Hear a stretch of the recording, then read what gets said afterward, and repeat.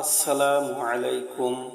ইন্নাল হামদালিল্লাহ ওয়াসসালাতু ওয়াসসালামু আলা রাসূলিল্লাহ। সমস্ত প্রশংসা আল্লাহর জন্য, যিনি চিরস্থায়ী, অবিনশ্বর, মহাপবিত্র, রাজাধিরাজ।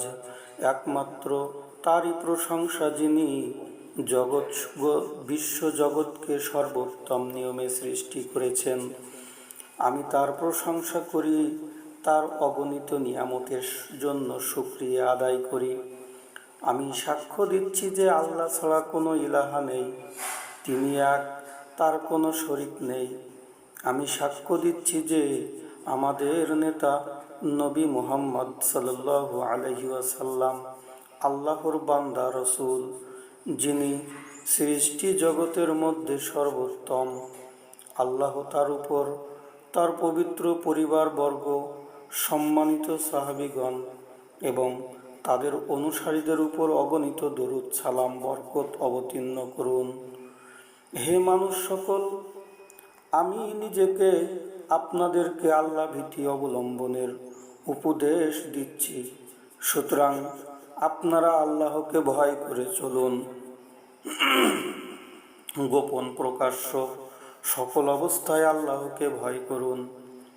রাগ ও সন্তুষ্টি উভয় অবস্থায় সত্যকে আঁকড়ে ধরুন। দারিদ্র সচ্ছলতা উভয় অবস্থায় মধ্যপন্থা অবলম্বন করুন। শত্রু কিংবা বন্ধু সবার সাথে ইনসাফ বজায় রেখে চলুন। আর জেনে রাখুন, জান্নাত ব্যতীত সব নিয়ামতি তুচ্ছ, আর জাহান্নামের বিপদের তুলনায় অন্য সব বিপদ কিছুই না। আর যে ব্যক্তি আল্লাহর বন্টনে সন্তুষ্ট থাকে, তার কিছু হারানোতে দুঃখ থাকে না। আর কেবল সেই অন্যের পাপকে অনেক বড় মনে করে, যে নিজের পাপকে ভুলে যায়। শিষ্টাচারী সর্বোত্তম উত্তরাধিকার। উত্তম চরিত্রই শ্রেষ্ঠ সঙ্গী। মহান আল্লাহ বলেন, হে নবী, আপনি ক্ষমার নীতি গ্রহণ করুন, সত্য সঠিক কাজের আদেশ দিন, আর জাহেলদেরকে এড়িয়ে চলুন। হে মুসলিমগণ, আল্লাহর কিতাব তার রাসূল সাল্লাল্লাহু আলাইহি ওয়াসাল্লামের সুন্নাতকে উপদেশ গ্রহণকারীদের জন্য রয়েছে উপদেশ, আর যারা তা থেকে বিরত থাকে তাদের জন্য রয়েছে সতর্কবার্তা। এটি আলোকিত হৃদয়কে জাগ্রত করে, সচেতন ব্যক্তিকে গভীরভাবে প্রভাবিত করে, কলব প্রবৃত্তিকে দমন করার মাধ্যমেই তা জীবিত হয়, আর সত্যিকারের আল্লাহ ভীতি গাফলতিকে দূর করে, সতর্কতার অলসতাকে বিদূরিত করে। যে ব্যক্তি নিজের ভুল ত্রুটি স্মরণ করে, সে অনুতপ্ত হয়। যে নিজের পরিণতি নিয়ে চিন্তা করে, সে দৃঢ় সংকল্প হয়। অতএব আপনারা উপদেশ গ্রহণের মাধ্যমে নিজেদের হৃদয়কে জীবিত করুন, সতর্কবাণীর মাধ্যমে তা নমনীয় করুন, জ্ঞানগর্ভ কথায় তা আলোকিত করুন। যদি আপনারা প্রতিপালকের অবদ্ধ হয়ে চলে থাকেন, তবে কিয়ামত দিবসের শাস্তিকে ভয় করুন। আর সর্বোপরি আপনারা উপদেশ দাতাদের ভালোবাসুন। নিশ্চয়ই মহান আল্লাহ নিজেই কিতাবে পূর্ববর্তী কিছু জাতির নিন্দা করেছেন এবং তাতে তাদের মন্দ কথাকে সংরক্ষণ করেছেন। আল্লাহ তাআলা বলেন, তারা বলল, তুমি আমাদের উপদেশ দাও, আমরা অথবা না দাও, উভয়ই আমাদের জন্য সমান। এসব কথাবার্তা বলা পূর্ববর্তী লোকদের অভ্যাস ছাড়া আর অন্য কিছুই না। আর আমরা আযাবপ্রাপ্তদের অন্তর্ভুক্ত হব না। আর অন্য এক জাতি সম্পর্কে মহান আল্লাহ বলেন, আর তোমাদেরকে সদুপদেশ দিয়েছি, কিন্তু সদুপদেশ দানকারীদের তোমরা পছন্দ করো না। সূরা আরাফের ৭৯ নম্বর আয়াত। হে ভ্রাতৃমণ্ডলী, সৌভাগ্য তার জন্য যে সময় ফুরিয়ে যাওয়ার আগেই নিজের ভুলগুলো সংশোধন করে নেয়। দুঃসংবাদ তার জন্য যে আল্লাহ ভীতি অবলম্বন করে এবং সৎ সৎকর্ম সম্পাদন করে অভিনন্দন তার জন্য। যে মন্দ কাজের পর ভালো কাজ করে, আর ক্ষতিগ্রস্ত সে যে নিজের আখিরাতের মূল্যবান বিষয়গুলো দুনিয়ার তুচ্ছ জিনিসের বিনিময়ে বিক্রয় করে। আফসোস তার জন্য যে আল্লাহর হকের ব্যাপারে অবহেলা করে। এই দুনিয়ায় একটি সফর মাত্র, তাই জীবন নিয়ে কালক্ষেপণ থেকে বিরত থাকুন, সাবধান থাকুন। দুনিয়ার দিনগুলো দ্রুত চলে যাওয়াই আমাদের জন্য সবচেয়ে বড় উপদেশদাতা। মহান আল্লাহ বলেন, আর কিয়ামতের ব্যাপারটি শুধু চোখের পলকের ন্যায়, কিংবা তা আরো নিকটবর্তী। নিশ্চয়ই আল্লাহ সব কিছুর উপর ক্ষমতাবান। মৃত্যু সর্বদা আমাদের দিকে ওত পেতে আছে, আর প্রতিনিয়তই তার জীবনগুলোকে কেড়ে নিচ্ছে। আমাদের চোখগুলো স্থির হয়ে আছে, আর অন্তরগুলো সৎকর্মের প্রতিযোগিতা থেকে বিমুখ হয়ে আছে। তবে কি আমাদের দৃষ্টিশক্তি অন্ধ হয়ে গেছে, নাকি আমরা নিজেদের বিপদাপদ থেকে নিরাপদ মনে করছি? হে আল্লাহর বান্দা, দুনিয়ার জীবন যেন আপনাদের প্রতারিত না করে, কারণ এর সুখ স্বাচ্ছন্দ্য স্থায়ী নয়। আর দীর্ঘ আশা যেন আপনাদের ধোঁকায় না ফেলে, কারণ মৃত্যু অবধারিত। আল্লাহর শপথ, অবশ্যই আপনাদেরকে জিজ্ঞাসা করা হবে রাসূল সাল্লাল্লাহু আলাইহি ওয়াসাল্লাম সম্পর্কে, এবং যিনি তাকে প্রেরণ করেছেন তার সম্পর্কে, কোরআন সম্পর্কে, যিনি তা নাজিল করেছেন তার সম্পর্কে। প্রত্যেক ব্যক্তিকে তার আমল অনুযায়ী প্রতিফল দেওয়া হবে। জীবনই মূল পুঁজি, এর যে অংশ চলে গেছে তা আর ফিরে আসবে না। আজকের দিন আমলের দিন, হিসাবের দিন নয়। আগামীকাল হবে হিসাবের দিন, আমলের সুযোগ থাকবে না।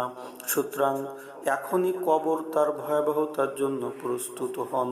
ফেরেশতা তাদের প্রশ্নের জন্য প্রস্তুত হন। কে আছে যে তার আমলনামা ডান হাতে পাবে, আর কে আছে যে তা বাম হাতে গ্রহণ করবে? হে ভ্রাতৃমণ্ডলী, আপনারা যখন সংশোধন আত্মসমালোচনার অবস্থায় আছেন, তখন আল্লাহ তাআলা এই বাণীটি নিয়ে একটু চিন্তা করুন।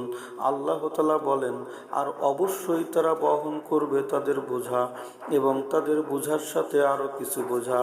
আর তারা কিয়ামতের দিন অবশ্যই জিজ্ঞাসিত হবে সে সম্পর্কে যা তারা মিথ্যা বানাতো। এই আয়াতটি নিয়ে গভীরভাবে চিন্তা করুন, তারপর খেয়াল করুন সেই ব্যক্তির অবস্থা যার অন্তরকে আল্লাহ গাফেল করে দিয়েছেন। সে মানুষের অধিকার হরণ করে, অন্যায়ভাবে তাদের সম্পদ ভোগ করে, অহেতুক তাদের সম্মান হানি করে, গীবত করে। আর লক্ষ্য করুন কিছু মানুষের অবস্থা যারা বিভিন্ন যোগাযোগ মাধ্যম, সোশ্যাল মিডিয়ায় ব্যবহার করে কোনো যাচাই বাছাই ছাড়াই যে কোনো তথ্য শেয়ার করে, নিশ্চিত না হয়েই কথা বলে, সত্যতা যাচাই না করেই প্রচার করে, তদন্ত ছাড়াই ভুয়া তথ্য ছড়িয়ে দেয়। অতএব এসব বিষয় নিয়ে চিন্তা করুন, ভাবুন কিয়ামতের দিন বান্দার কি অবস্থা হবে যখন সে হঠাৎ দেখতে পাবে যে তার আমলনামায় এমন ত্রুটি, বিচ্যুতি, গুনাহ লিপিবদ্ধ আছে যা সে নিজে সরাসরি করেনি।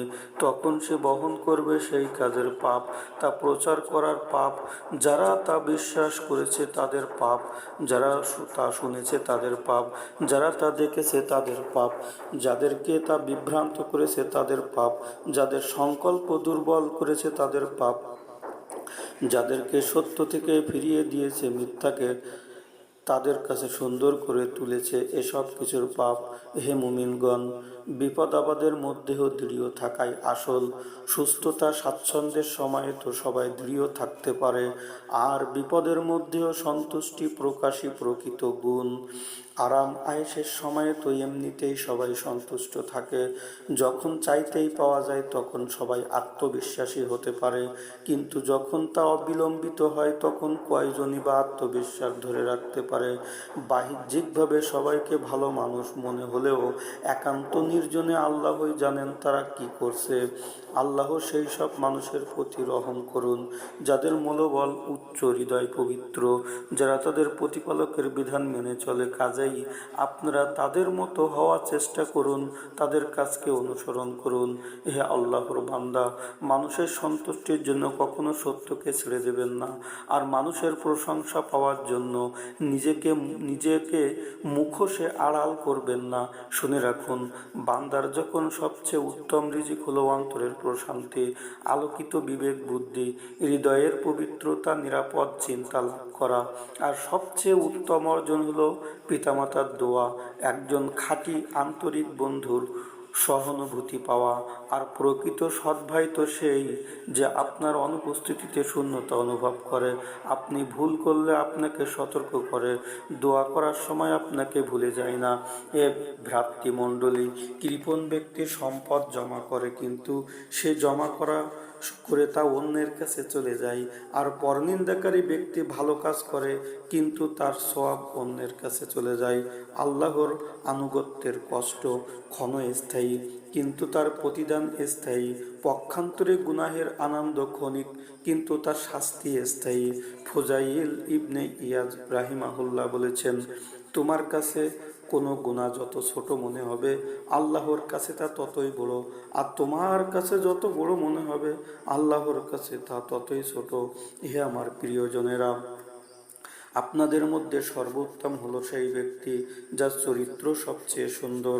আপনাদের মধ্যে সর্বোত্তম হলো সে যে কোরআন নিজে শেখে, অন্যকে শেখায়। আপনাদের মধ্যে সর্বোত্তম হলো সে যে নিজের পরিবারের কাছে সবচেয়ে উত্তম, আর মানুষের জন্য উপকারী ব্যক্তি সর্বোত্তম মানুষ। বন্ধুদের মধ্যে সর্বোত্তম হলো সে যে তার বন্ধুর কাছে সবচেয়ে ভালো। প্রতিবেশীর মধ্যে সর্বোত্তম হলো সে যে তার প্রতিবেশীর জন্য সবচেয়ে ভালো। আর আপনাদের মধ্যে সর্বোত্তম হলো সে যে সালাতের কাতারে সবচেয়ে নম্র, কোমলভাবে কাঁধে কাঁধ মিলিয়ে দাঁড়ায়। অতএব আপনারা সৎ কাজের মাধ্যমে নিজেদের উপকার করুন, জাকাত দান সাদাকার মাধ্যমে আপনাদের সম্পদের সঠিক ব্যবহার করুন, আর আত্মীয় স্বজন বন্ধুদের সঙ্গে তাদের ভুল ত্রুটি উপেক্ষা করে উত্তম আচরণ করুন। ভালো কাজের দিকে দ্রুত অগ্রসর হন, ইবাদতে একে অপরের সঙ্গে প্রতিযোগিতা করুন, যা আপনাদের উপকারে আসে তা অর্জনের চেষ্টা করুন। আল্লাহর কাছে বেশি বেশি সাহায্য চান, কখনোই নিজের অক্ষমতা প্রকাশ করবেন না, কারণ শক্তিশালী মুমিন আল্লাহর কাছে দুর্বল মুমিনের তুলনায় উত্তম, অধিক প্রিয়, যদিও উভয়ের মধ্যেই কল্যাণ রয়েছে। আর আল্লাহ যখন কোনো বান্দাকে ভালোবাসেন তখন তাকে সঠিক পথ দেখান, আর তার জন্য যথেষ্ট হয়ে যায় এবং তাকে রক্ষা করেন। যে ব্যক্তি নিশ্চিত জানে যে তাকে একদিন পরকালের পথে যাত্রা করতে হবে, সে অবশ্যই তার জন্য প্রস্তুতি নিতে ব্যস্ত থাকবে। হে আমার বন্ধুগণ, আপনারা নিজেদের সমাজকে রক্ষা করুন, নিজেদের মধ্যে ঐক্য বজায় রাখতে সচেষ্ট হন, এমন সব বিষয় থেকে সতর্ক থাকুন যা আপনাদের ঐক্যে ফাটল ধরায়। কারণ এই সমাজে সুযোগ সন্ধানী, অন্যের ভুল অনুসন্ধানী লোকের অভাব নেই। নিশ্চয়ই মুনাফিক ব্যক্তি অশ্লীলতা, অনৈতিকতা ছড়ায়, আর সুযোগ সন্ধানী ব্যক্তি ছোট ভুলকেও বড় করে তোলে। আপনারা আনুগত্য শৃঙ্খলার সাথে দৃঢ় থাকুন, কারণ যে ব্যক্তি আনুগত্য থেকে বের হয়ে যায়, জামাত থেকে বিচ্ছিন্ন অবস্থায় মৃত্যুবরণ করে, তার মৃত্যু জাহেলিয়াতের মৃত্যুর ন্যায়। কাজেই আপনারা আল্লাহকে ভয় করে চলুন। হে পরম করুণাময় আল্লাহ, আমাদের অন্তরগুলোকে তওবার আলোয় উদ্ভাসিত করুন, আপনার দিকে ফিরে আসার সৌভাগ্য দান করুন। আমাদের জন্য আপনার রহমত, কবুলিয়াত, দোয়া কবুলের দরজাগুলো উন্মুক্ত করে দিন। হে দয়াময় প্রতিপালক, আমাদের ইবাদত সমূহ কবুল করুন, আমাদের প্রার্থনাগুলো গ্রহণ করুন, আমাদের আমল সমূহকে পরিশুদ্ধ করুন, আমাদের গুনাহসমূহ ক্ষমা করুন, আমাদের ত্রুটি বিচ্যুতিগুলো দূর করে দিন, আমাদের তওবা কবুল করুন, আমাদের ক্ষমা করুন, আমাদের প্রতি দয়া বর্ষণ করুন। নিশ্চয় আপনি অতিশয় ক্ষমাশীল, পরম দয়ালু।